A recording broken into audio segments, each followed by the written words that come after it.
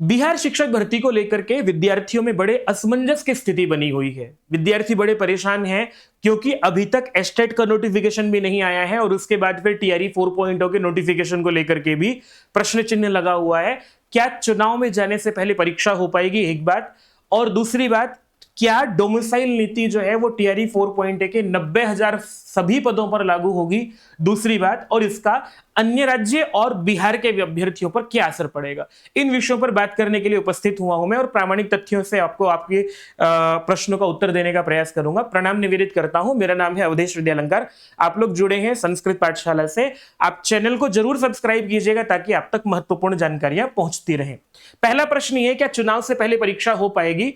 विद्यार्थियों, 90,000 पदों पर परीक्षा कराना इस सरकार की मजबूरी है, क्योंकि इतनी बड़ी वैकेंसी निकाल करके, और अगर नहीं निकाली है तो बिहार के अभ्यर्थियों में नीतीश सरकार के खिलाफ एक बड़ा रोष की स्थिति बनी हुई है।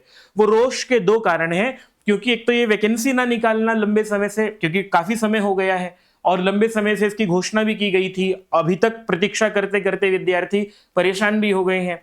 टीआरई 4.0 को लेकर के कुछ ऑथेंटिक नोटिफिकेशन नहीं आ रहा है और उससे पहले एस्टेट की परीक्षा हो जानी चाहिए थी। मैं आज जब ये 18 जून को आपसे बात कर रहा हूं तो इससे अब तक तो रिजल्ट आ जाना चाहिए था एस्टेट का, या रिजल्ट की ओर परीक्षा हो जानी चाहिए थी, ताकि 25 जून तक रिजल्ट आकर के ये फिर आगे जुलाई में नोटिफिकेशन निकाल पाते, परंतु अभी तक वो सब नहीं हुआ है। तो और दूसरी बात, बिहार सरकार के खिलाफ अभ्यर्थियों में ये भी गुस्सा है कि जो टीआरई 1.0, 2.0, 3.0, 3 चरणों की जो परीक्षा हो चुकी है अब तक, उनमें अन्य राज्यों के अभ्यर्थी आकर के भी बिहार में अध्यापक बन गए हैं और इससे बिहार के अभ्यर्थियों में से बहुत सभी अभ्यर्थियों का चयन नहीं हुआ है। तो अभ्यर्थी ये चाहते हैं कि बाहर के राज्यों के लोग हमारे राज्य में आकर के क्यों आकर के अध्यापक बन जा रहे हैं और ये अवसर हमें मिलना चाहिए। अगर डोमिसाइल नीति लागू होती है तो बिहार के हर उस अभ्यर्थी को नौकरी मिल जाएगी जो कि थोड़ा सा भी तैयारी करके जाएगा। जिसने अच्छी पढ़ाई की है वो तो निश्चित है, लेकिन जिसने थोड़ी भी पढ़ाई की होगी वो भी अध्यापक बन सकता है, लाइब्रेरियन बन सकता है। तो ये बिहार के लिए एक बड़ा अवसर है 90,000 पदों पर। और चुनाव में जाने से पहले हर एक सरकार अपने हर पैंतरे लड़ाती है और अपने खिलाफ ऐसी कोई जोखिम नहीं उठाना चाहती है। इसीलिए बिहार सरकार ने डोमिसाइल नीति को लागू किया है लाइब्रेरियन की भर्ती में।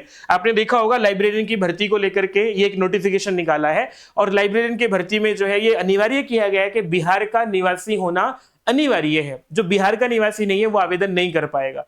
तो भाई विद्यार्थियों, ये निवासी होना अनिवार्य करने से पता लगता है कि सरकार ने अब डोमिसाइल नीति को लेकर के बहुत विचार किया है।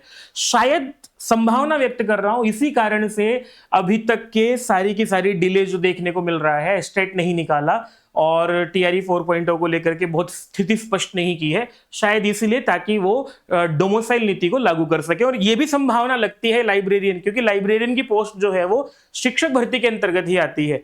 इन 90,000 पदों में 65,000 पद जो है विद्यार्थियों वो लाइब्रेरियन के भी हैं। 65,000 पद जो है वो 65,000 नहीं, 6500 है ना, 6,500 पद जो है वो लाइब्रेरियन के भी हैं। इसलिए ऐसा लगता है जब लाइब्रेरियन के पदों में ये बिहार का निवासी होना डोमिसाइल नीति जो है वो लागू की गई है, तो शायद ऐसा भी हो सकता है, संभावना व्यक्त की जा सकती है, अन्य सभी 1 से 5, 6 से 8, 9 से 10, 11 से 12 के अध्यापकों के लिए भी डोमिसाइल नीति लागू हो जाए।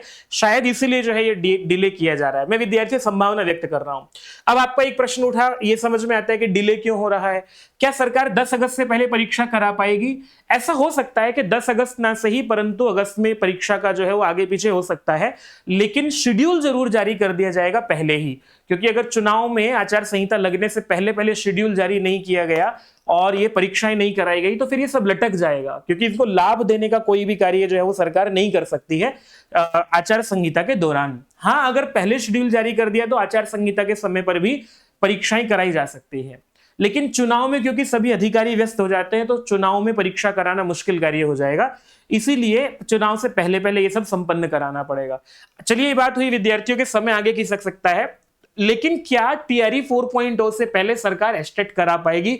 इसका उत्तर एक बहुत बड़े हाँ में है, क्योंकि आप लोग देखेंगे ये जो बिहार की नई नियमावली बनी है और 6500 पदों के लिए बिहार राज्य के निवासियों के लिए जो बना है, उसमें आप लोग एलिजिबिलिटी देखेंगे तो पुस्तकालय अध्यक्ष बनने के लिए पात्रता परीक्षा उत्तीर्ण होना चाहिए अभ्यर्थी को। तो जिसने पास किया होगा एस्टेट वही इसमें आवेदन कर पाएगा। इसलिए आप लोग देखेंगे तो एस्टेट जरूर कराया जाएगा। हालांकि एस्टेट का अभी तक नोटिफिकेशन क्यों नहीं निकाला गया, शायद ऐसा हो सकता है कि इसमें बिहार राज्य का निवासी होना अनिवार्य है, ऐसा डाल दिया जाए। परंतु ये जरूर है एस्टेट परीक्षा होगी, ये भी तो तय है कि टीआरई 4.0 होगा, और नहीं होगा तो सरकार को इसका बहुत बड़ा नुकसान उठाना पड़ेगा और सरकार ऐसा कोई जोखिम नहीं लेना चाहेगी। इसलिए आप लोग अपनी तैयारी को निरंतरता से बनाए रखिएगा। अब अन्य राज्यों के लिए विद्यार्थियों ये जरूर हो गया है कि उनको परीक्षा जो है वो नहीं दे पाएंगे। कम से कम ये वाली बात लाइब्रेरियन की भर्ती के लिए तो स्पष्ट हो ही गई है। अन्य टीआरई 4.0 के जो अन्य पद हैं, शिक्षक भर्ती जो है उसमें और क्या रहता है, इसके लिए जल्दी नोटिफिकेशन आएगा तो आप लोगों तक ऑथेंटिक सूचना हम पहुंचा पाएंगे। क्या सोचते हैं आप लोग, आप में से कौन कौन इससे प्रभावित हुए? बिहार के राज्य के अभ्यर्थी जो है इससे कितने खुश हुए हैं, या अन्य राज्यों के अभ्यर्थी जो तैयारी कर रहे थे उनको झटका लगने के बाद किस किस विषय से आप लोग तैयारी कर रहे थे, मुझे एक बार कमेंट करके जरूर बताइएगा। लेकिन अभी बाकी शिक्षक भर्ती के लिए जो है वो ऑफिशियल नोटिफिकेशन आने के बाद ही कोई बात स्पष्ट हो पाएगी। ये संभावनाओं के आधार पर और ये बात कही जा रही है विद्यार्थियों। चैनल को जरूर सब्सक्राइब कीजिएगा, मैं आप लोगों तक आगे भी इसकी महत्वपूर्ण जानकारियां पहुंचाता रहूंगा। प्रणाम।